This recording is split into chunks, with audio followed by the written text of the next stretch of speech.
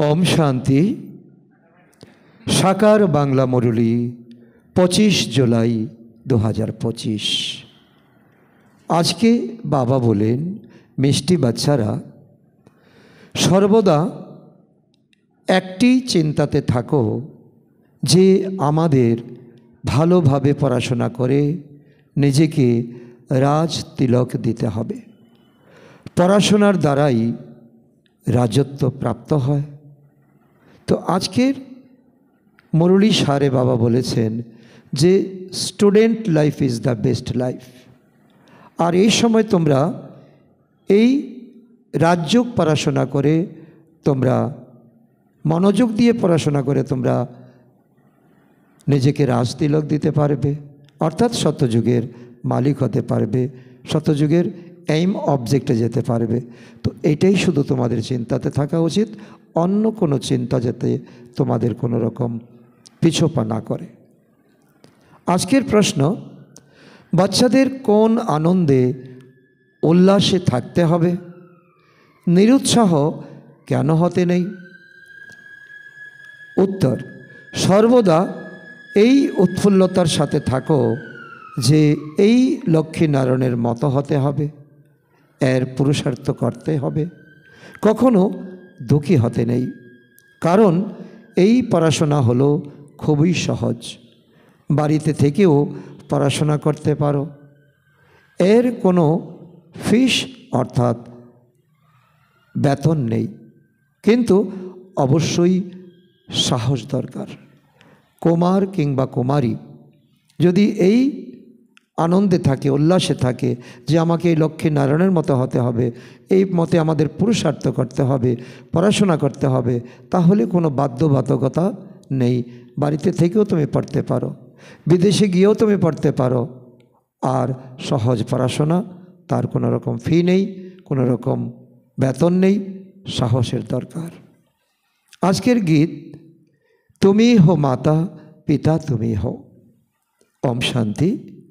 বাচ্চারা তাদের পিতার মহিমা শুনেছে। মহিমা একই হয়, আর কারুর মহিমা গাওয়া যায় না। যখন কিনা ব্রহ্মা বিষ্ণু শঙ্করেরও মহিমা হয় না। ব্রহ্মা দ্বারা স্থাপনা করায়, শঙ্কর দ্বারা পালনা করায়, বিষ্ণু দ্বারা পালনা করায়, শঙ্কর দ্বারা বিনাশ করায়। তো এই সময় ঈশ্বর তিন দেবতা তৈরি করে, ত্রিমূর্তি তৈরি করে, তিনজনকে দিয়ে তিন কর্তব্য করাচ্ছেন। লক্ষ্মী নারায়ণকে তো এরকম যোগ্য শিব বাবাই তো তৈরি করেন, তো ওনার মহিমাই তো সবথেকে উঁচু করা উচিত। তো উনি ব্যতীত কারোর মহিমার সুখ্যাতি করার থাকে কি? ইনাকে অর্থাৎ ব্রহ্মা বাবাকে তো এরকম করে তুলতে সক্ষম টিচার না থাকলে তিনিও এমন হতে পারতেন না। তিনি রাজকুমার হবেন, অর্থাৎ কৃষ্ণ হবেন, তারপর তিনি নারায়ণ হবেন। আবার মহিমা সুখ্যাত হলো সূর্যবংশী ঘরানার, যারা রাজ্য করে। তো বাবা সঙ্গমে যদি না আসেন তো তাদের রাজ্য ভাগ্য প্রাপ্ত হবে না। তো সুতরাং এক পরমপিতা পরমাত্মারই মহিমা করা যায়, আর তো কারোর মহিমা করাই উচিত নয়। ফরেনার্স ইত্যাদি কারোরই মহিমা কোনো দরকার নেই। মহিমা হলো শুধু এক পরমপিতা পরমাত্মার, দ্বিতীয় কারো নয়। উচ্চতমের চেয়েও উচ্চ হলেন শিব বাবা, ওনার থেকে উচ্চ পদ প্রাপ্ত হয়, তাই ওনাকেই ভালোভাবে স্মরণ করা উচিত। লক্ষ্মী নারায়ণকে তিনি বানান, তো ওনার থেকে আর কেউ উচ্চ নেই, তো ওনারই মহিমা হওয়া উচিত। তো মহিমা সম্পর্কেও আমাদের ধারণা এতদিন ভুল ছিল। যাকে পেতাম তাকেই মহিমা করতাম। নিজেকে রাজা করার জন্য নিজেকেই পড়তে হয়। যেমন ব্যারিস্টারি পড়লে তো নিজেকে পড়াশোনার দ্বারা ব্যারিস্টার তৈরি করে তো না। বাচ্চারা তোমরা জানো যে শিব বাবা আমাদের পড়ান, আমরা এই নতুন দুনিয়াতে এমন এইম অবজেক্ট পাওয়ার জন্য আমরা পড়াশোনা করছি। যারা ভালোভাবে অধ্যয়ন করবে তারাই উচ্চ পদ প্রাপ্ত করবে। অধ্যয়ন না করে পদ কখনো প্রাপ্ত করতে পারে না। অধ্যয়ন করার জন্য শ্রীমত এই সময় তোমরা পাচ্ছ। এই মুরলি হলো সবচেয়ে বড় শ্রীমত। এই শ্রীমতের আধারই আমাদের চলা উচিত। মুখ্য ব্যাপার হলো পবিত্র হয়ে ওঠার, যার জন্যই এই অধ্যয়ন। এই অধ্যয়ন রেগুলার থাকলে ব্রাহ্মণ জীবন, এই স্টুডেন্ট জীবন যদি রেগুলার থাকে, তাহলে পবিত্র আমরা সুন্দরভাবে হয়ে উঠতে পারবো। তোমরা বাচ্চারা এও জানো যে এই সময় সব হলো তমপ্রধান, সকলেই জগতে পতিত। এমন একজন পাবে না এই দুনিয়াতে পাবন, শতযুগে একজন পাবে না যে থাকবে পতিত। তো ভালো বা খারাপ তো মানুষই তো হয়। পবিত্র যারা থাকে তাদের ভালো বলা হয়, ভালো পড়াশোনা করে মানুষ হলে তখন খুব মহিমা করা হয়। কিন্তু এসব হলো পতিতের মহিমা। পতিত যারা, তারাই পতিতের মহিমা করে, গর্ব করে। শতযুগে হলো পবিত্র, সেখানে কেউ কারো মহিমা করে না। এখানে পবিত্র সন্ন্যাসীও আছে, অপবিত্র গৃহস্থীও আছে, তবে পবিত্রদের মহিমার সুখ্যাতি করা হয়। সেখানে তো তেমন রাজারানী, যথা রাজারানী তেমন প্রজা হয়, আর কোনো ধর্ম নেই। এক আদি সনাতন দেবদেবী ধর্ম থাকবে সত্যযুগে, যার জন্য পবিত্র অপবিত্র তো বলে কোনো কথা নেই। এখানে তো কোনো গৃহস্থের মহিমা গাইতে থাকে, কারণ এতটাই আমরা অন্ধকারে নিমজ্জিত হয়ে গেছি, আমরা কোনো গৃহস্থিরও আমরা মহিমা করতে থাকি। তার জন্য যেন সেই হলো খোদা, সেই হলো আল্লাহ। কিন্তু আল্লাহকে তো পতিত পাবন, লিবারেটর, গাইড বলা হয়ে থাকে। সেটা আবার কিভাবে সব হতে পারে? একের জন্য সেই মহিমা, আবার গৃহস্থী মানুষের জন্য এই মহিমা কেন হবে? দুনিয়াতে কত ঘন অন্ধকার, ভক্তিমার্গ আর ঘন অন্ধকারই সেখানে। আর বারবার আমরা না জেনে কত কি না আমরা বানিয়েছি, কত কি আমরা মেনে চলেছি। তো এখন তোমরা অর্থাৎ বাচ্চারা বুঝতে পারো যে বাচ্চাদের এই সচেতনতা থাকা দরকার যে আমাদের পড়াশোনা করে নিজেকে নিজে রাজা তৈরি করতে হবে। যারা ভালোভাবে পড়াশোনা করবে তারাই রাজতিলক প্রাপ্ত করবে। এজন্য বাচ্চাদের আনন্দে উল্লাসে থাকা উচিত, কারণ খুশির মতো কোনো খোরাক নেই। খুশি যেখানে, সেখানে রোগ বালাইয়ের কোনো প্রশ্ন নেই। আমিও এই লক্ষ্মীনারায়ণের মতো হব। এই খুশি, এই উল্লাস যেন তোমাদের থাকে। এতে নিরুৎসাহ হওয়ার কিছু নেই, পুরুষার্থ করা উচিত, দুঃখী হতে নেই।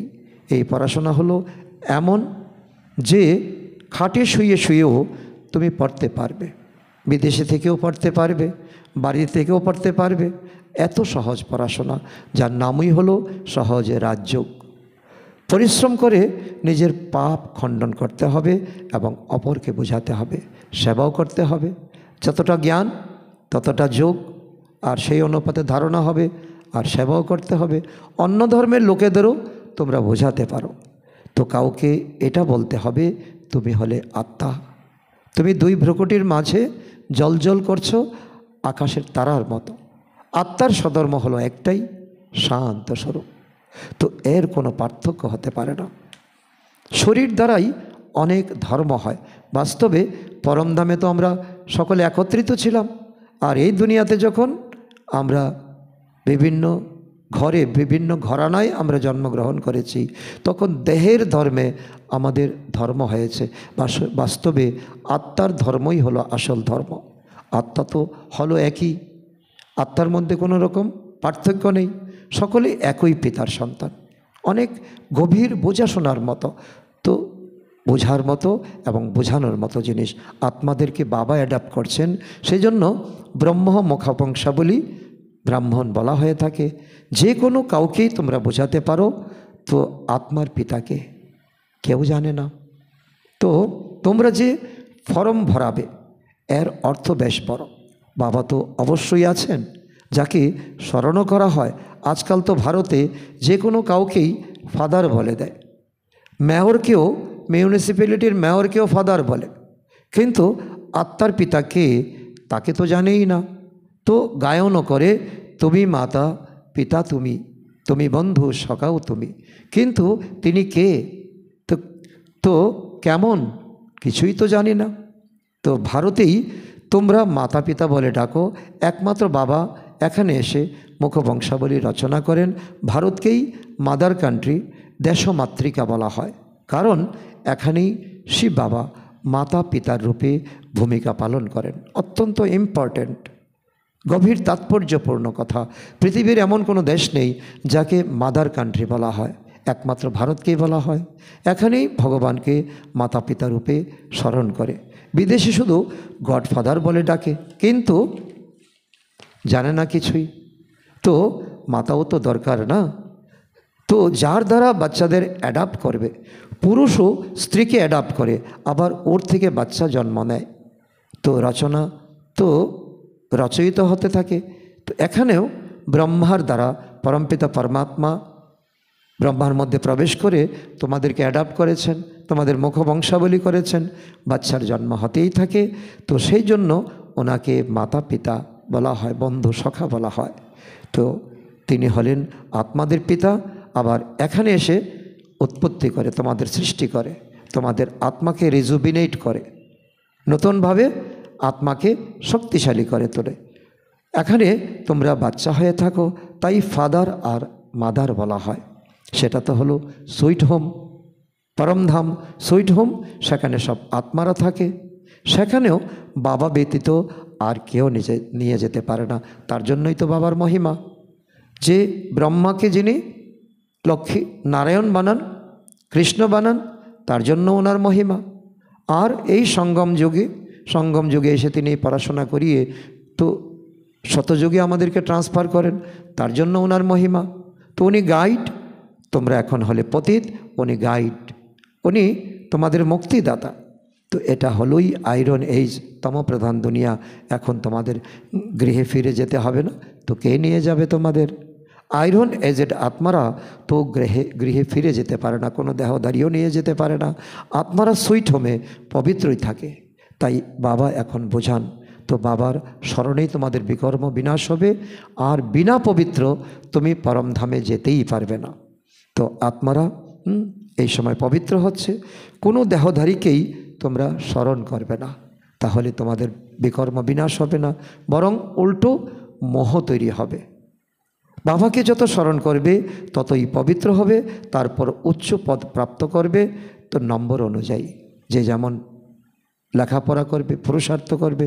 লক্ষ্মীনারায়ণের চিত্রের উপর কাউকে বোঝানো সহজ হয়। তো ভারতে এদের রাজত্ব ছিল, এরা যখন রাজত্ব করত তখন বিশ্বে শান্তি ছিল। তো বিশ্বের শান্তি একমাত্র বাবা আনতে পারেন, তো আর কারোর সে শক্তি নেই। বাবা এখন আমাদেরকে রাজযোগ শেখাচ্ছেন, নতুন দুনিয়ার জন্য কিভাবে রাজারও রাজা হওয়া যায়। তো সেই বিদ্যা বাবা আমাদেরকে শেখাচ্ছেন, বলছে আগে স্বরাজ্য অধিকারী হও, পঞ্চকর্মেন্দ্রিয়কে এখন নিজের বশে আনো। বাবা হলেনই নলেজফুল, কিন্তু ওনার মধ্যে কোন নলেজ আছে সেটাও তো কেউ জানে না। সৃষ্টির আদি মধ্যের অন্তের হিস্ট্রি জিওগ্রাফির অসীম জগতের নলেজ অসীম জগতের পিতাই শোনান, ওনার কাছে আছেন। সত্যজগতে কী ছিল, সত্যযুগে কী ছিল, ত্রেতাযুগে কী ছিল, তো তাদের কত জন্ম ছিল, কখন শুরু হয়েছিল। তো মানুষ তো কখনো বলে ভগবানকে সর্বব্যাপী, নইলে বলে সকলের ভিতর তিনি জানতে পারেন। আমি পাপ করছি কি না পুণ্য, তো পরমাত্মাই জানেন, ভগবান জানেন। আবার নিজেকে তো বলতে পারে না, কোনো গুরু গোসাই কি বলতে পারে আমি সব জানি, তো আমার সকলের মধ্যে ভগবান আছে। তো এইসব কথা বাবা বসে বোঝান, যে দেখো ভক্তিতে কত আমার গ্লানি করেছ, ভালোভাবে ধারণ করো আর উৎফুল্ল হও। এই সময় তোমরা এই অমরনাথের থেকে অমর কথা শুনছ। এই লক্ষ্মীনারায়ণের চিত্র সর্বদা উৎফুল্ল মুখশ্রী সম্পন্ন তৈরি করা উচিত। স্কুলে উচ্চ শ্রেণীতে পড়ে তো তারা কত উৎফুল্ল হয়, তারা জানে আমরা কিছুদিন পরেই আমরা জীবিকা অর্জন করব, আমরা চাকরি পাব। তো অন্যরাও তো বুঝে, তো অনেক বড় পরীক্ষায় পাশ করেছে, তাকে তো সম্মান দেওয়া উচিত। তো রাস্তাঘাটে তাকে কত সম্মান দেওয়া হয়। তো এটা তো অনেক উচ্চ মানের অধ্যয়ন, তোমরা নর্থ থেকে নারায়ণ হচ্ছ। তো এখানে বেতনের কোনো প্রশ্ন নেই, তো শুধু সাহসের প্রশ্ন। সাহস করে আমাকে পবিত্র হতে হবে, আমাকে রাজবিদ্যা শিখতে হবে। তো এই সংকল্প তোমাকে করতে হবে, নিজেকে আত্মা মনে করে বাবাকে স্মরণ করতে হবে। এতেই মায়া বিঘ্ন সৃষ্টি করে। বাবা বলেন পবিত্র হও, যোগী হও। বাবার কাছে প্রতিজ্ঞা করো, আমার মুখ কালো করে দাও। প্রতিজ্ঞাও করো, আবার মুখও কালো করে দাও। তো মায়া খুবই জোরালো, ফেল করে গেলে আবার তার নামের স্বীকৃতি করা যায় না। অমুকে অমুকে শুরু থেকে অনেক ভালোভাবে চলেছে, মহিমার স্বীকৃতি করা হয়, মহারথী বলা হয়। বাবা বলেন নিজেই নিজের জন্য পুরুষার্থ করে রাজধানী প্রাপ্ত করতে হবে, অধ্যয়নের দ্বারা উচ্চ পদ প্রাপ্ত করতে হবে। এটা হলোই রাজযোগ, প্রজাযোগ নয়। তো কিন্তু প্রজাও তো হবে, তাই না? যারা পড়বে না তারা অটোমেটিক প্রজাতে যাবে। মুখমণ্ডল আর অধ্যয়ন দেখে বুঝতে পারা যায় যে এই ব্যক্তি কি হওয়ার যোগ্য। সে কি মহারাজা হবে নাকি প্রজা হবে। বাড়িতে স্টুডেন্টের চাল চলন দেখে বুঝতে পারা যায় এ ফার্স্ট নম্বরে যাবে নাকি থার্ড নম্বরে আসবে। তো এখনও সেই রকম অন্তিমকালে যখন পরীক্ষা সম্পূর্ণ হবে তোমাদের তখন সব সাক্ষাৎকার হবে। সাক্ষাৎকার হতে দেরি হয় না, তবু যে পড়াশোনা করবে না এখন সে লজ্জা অনুভব করবে, লজ্জায় মাথা নিচু করবে। আমি তো পাশ করতে পারলাম না। পাশ করতে না পারা লোকদেরকে কে ভালোবাসে বলো? মানুষ বায়োস্কোপ দেখে খুশির অনুভব করে। তো এ হলো 1 নম্বরের ঘৃণ্য করে তোলার বায়োস্কোপ।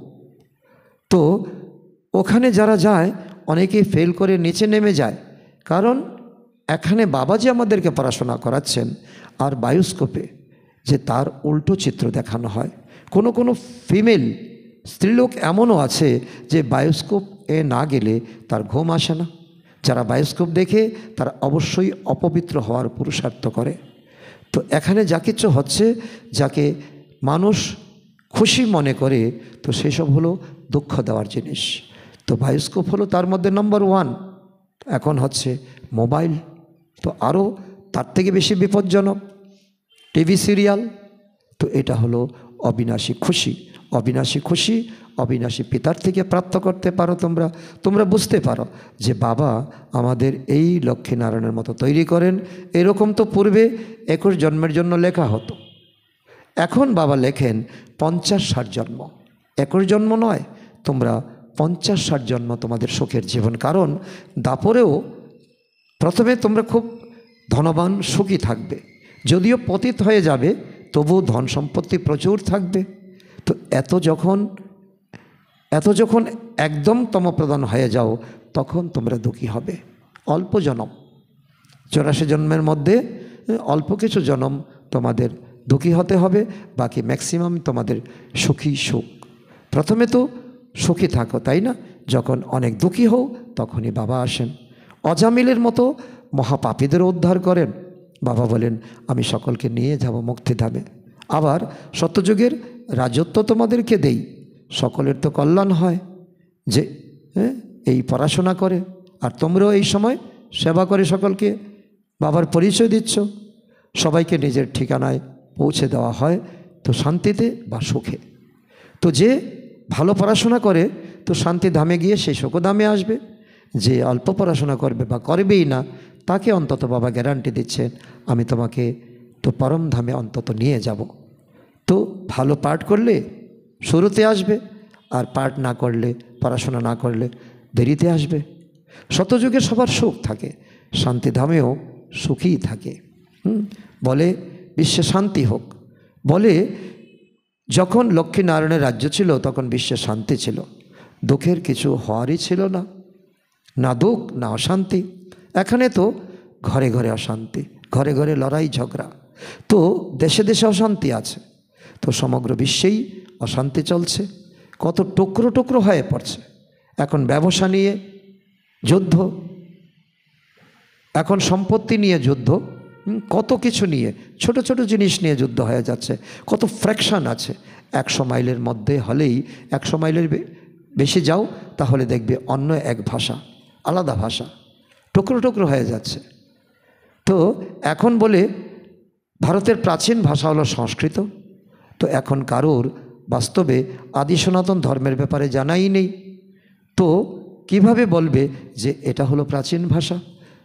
প্রাচীন ভাষা অর্থাৎ দ্রাপর যুগের মুনি ঋষিরা সংস্কৃত ভাষায় কথা বলতো। তো তারও আগে ছিল সত্যযুগ, সেখানে তো হিন্দি ভাষাই ছিল। তোমরা বলতে পারো আদি সনাতন দেবদেবী ধর্ম কবে ছিল, তাদের ভাষা হিন্দি ছিল। তোমাদের মধ্যে নম্বর অনুযায়ী থাকে, কেউ তো তো ডাল হেড বা মোটা বুদ্ধিসম্পন্ন হয়, দেখতেও লাগে যে এ যেন পাথর বুদ্ধিসম্পন্ন। অজ্ঞানকালেও বলে যে হ্যাঁ তো হে ভগবান এর তালাক হলো, এমনই বলে। কোনো পুরুষার্থ করবে না, বলে ভগবান তার তালাক হলো। কোনো কর্ম করবে না, বাবা তোমাদের সব বাচ্চাদের জ্ঞানের আলোক প্রদান করেন, বলে আলোক আমি দিচ্ছি, তোমার তালা তুমি খোলো। এত তো এতে তালা অবশ্যই তোমার খুলবে। আলো যদি তোমার মধ্যে প্রবেশ করে, তালা মানে কি অন্ধকার, তবুও কারোর বুদ্ধি খোলেই না। বলে যে বাবা আপনি হলেনই বুদ্ধিমানের বুদ্ধি, তো আমাদের স্বামীর তালা খুলে দাও। তো বাবা বলেন এই জন্য কি আমি এসেছি যে বসে বসে এক একজনের বুদ্ধির তালা খুলব? তবে তো সবার বুদ্ধি খুলে যাবে, সবাই মহারাজা মহারানী হয়ে যাবে। তো আমি কি করে সকলের বুদ্ধির তালা খুলতে পারি? আমি তো এসেছি পতিত থেকে পাবন করতে, তোমাদেরকে শ্রীমৎ রাস্তা দেখাতে। ওদের সত্যযুগে আসতেই হবে না। মনে করো এমন এক ব্যক্তির বলল আমাকে তালা খোলো, সে সত্যযুগে আসবে না। তার বুদ্ধির আমি কি করে তালা খুলি? কারণ ড্রামা আমার থেকেও বড়। তো ড্রামাতে আছে ওই আত্মার, সত্যযুগে এন্ট্রি নেই। তো ড্রামা অনুসারে সময় অনুসারে ওদের বুদ্ধির তালা খুলবে, যার পাঠ থাকবে তার বুদ্ধির তালা খুলবে। তো আমি কি করে খুলবো? তো ড্রামার আমার উপরে তো ড্রামা আছে। সবাই কি আর সম্পূর্ণ পাশ করবে? স্কুলেও নম্বর অনুযায়ী হয়। এটাও হলো তোমাদের অধ্যয়ন, এটাও হলো বিশ্ববিদ্যালয়। প্রজাও তো তৈরি হবে। সকলের তালা খুলে গেলে তো প্রজা কোথা থেকে আসবে? এটা তো রীতি নয়। বাচ্চারা তোমাদের পুরুষার্থ করতে হবে। তো প্রত্যেকের পুরুষার্থ থেকে জানতে পারা যায়, যারা ভালোভাবে অধ্যয়ন করবে তাদের এখানে ওখানে ডাকা হয়, তাদের সম্মান দেওয়া হয়, তাদেরকে মহারথী বলা হয়, তাদেরকে ভাষণ দেওয়ার জন্য ডাকা হয়, দ্বারোদ্ঘাটনের জন্য ডাকা হয়। বাবা জানে যে কারা ভালো ভালো সার্ভিস করে, তাদের আহ্বান আসে অনেক জায়গা থেকে। তো বাচ্চাদের ভালোভাবে অধ্যয়ন করা উচিত। বাবার প্রত্যেকটা জ্ঞানের পয়েন্ট ভালোভাবে বিচার মন্থন করা উচিত। ভালোভাবে অধ্যয়ন করলে তো বাড়ি নিয়ে যাব, আবার স্বর্গেও পাঠিয়ে দেব। এটা হলো ভগবানের প্রতিশ্রুতি। না হলে কিন্তু কড়া শাস্তি পাবে, পদভ্রষ্ট হয়ে যাবে। স্টুডেন্টের কাছে টিচারের শো বের করা উচিত। গোল্ডেন এজে পারস বুদ্ধি সম্পন্ন ছিলেন, এখন হলো আয়রন এজ। তাই এখানে গোল্ডেন এজ বুদ্ধি কী করে হতে পারে? বিশ্বের শান্তি ছিল যখন এক রাজ্য এক ধর্ম ছিল। তোমরা সংবাদপত্রেও দিতে পারো যে ভারত যখন এদের রাজ্য ছিল তো বিশ্বে শান্তি ছিল, দেবী দেবতার রাজ্য ছিল।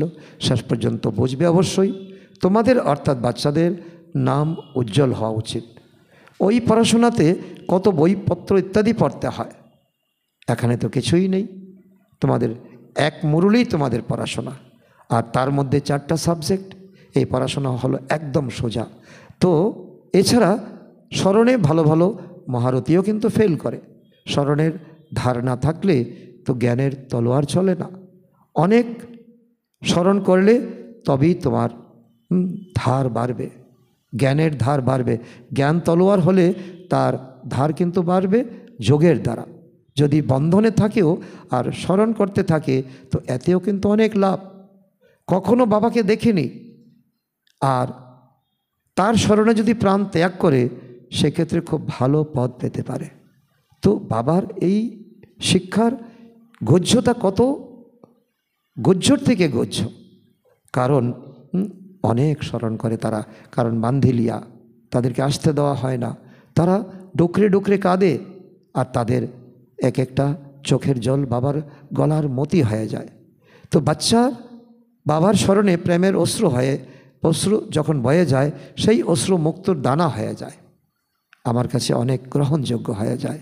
আচ্ছা, মিষ্টি মিষ্টি হারানিধি বাচ্চাদের প্রতি মাতা পিতার বাপদাদার স্নেহসুমন আর সুপ্রভাত। আত্মাদের পিতা তার আত্মারূপী বাচ্চাদের জানাচ্ছেন নমস্কার।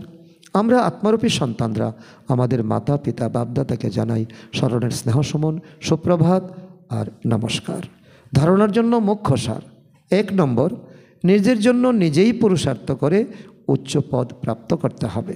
পড়াশোনার দ্বারা নিজেকে রাজতিলক দিতে হবে।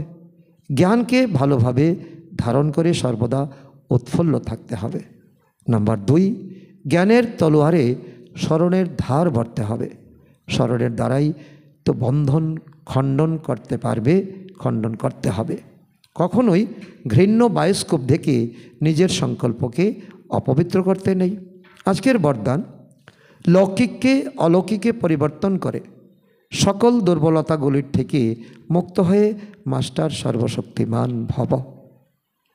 তার অর্থ, যে সর্বশক্তিমান মাস্টার নলেজফুল আত্মারা আছে তারা কখনো কোনো দুর্বলতা বা সমস্যার বশীভূত হয় না। কেননা তারা অমৃতবেলা থেকে শুরু করে যা কিছু দেখে, শোনে, চিন্তা করে বা কর্ম করে সেগুলিকে লৌকিক থেকে অলৌকিকে পরিবর্তন করে দেয়। কোনো লৌকিক ব্যবহার নিমিত্ত মাত্র করেও অলৌকিক কার্য সদা স্মৃতিতে থাকে। তো কোনো প্রকার মায়াবী বিকারে বশীভূত ব্যক্তির সম্পর্কের দ্বারা নিজে বশীভূত হয় না। কেউ ধাক্কা দিলেও তখনও তার কোনো রকম প্রভাব পড়বে না। তমগুণী ভাইব্রেশনও সদা কমল পুষ্প সমান থাকে। লৌকিক নোংরা থেকেও সদা তার থেকে পৃথক থাকে। তো এই হলো লৌকিকের থেকে অলৌকিকের অনুভব। স্লোগান: সবাইকে সন্তুষ্ট করো, তাহলে পুরুষার্থে স্বাভাবিকভাবেই হাই জাম্প লেগে যাবে। আজকের অব্যক্ত ইশারা: সংকল্পের শক্তি জমা করে শ্রেষ্ঠ সেবার নিমিত্ত হও। সংকল্প শক্তি জমা করতে হলে কোনো বিষয়ে দেখে শুনে সেকেন্ডে ফুল স্টপ লাগানোর অভ্যাস করো। যদি সংকল্প কেন কির লাইনে লাগিয়ে দাও, ব্যর্থের রচনা রচিত করো, তাহলে তার পালনাও কিন্তু করতে হবে। সংকল্প, সময়, এনার্জি তাতে খরচ হতেই থাকবে। তো এই জন্য এখন এই ব্যর্থ রচনাগুলির বার্থ কন্ট্রোল করো, তাহলে অসীম সেবার নিমিত্ত হতে পারবে। তো আজকের সমান আমি মাস্টার সর্বশক্তিমান আত্মা। আচ্ছা, ওম শান্তি।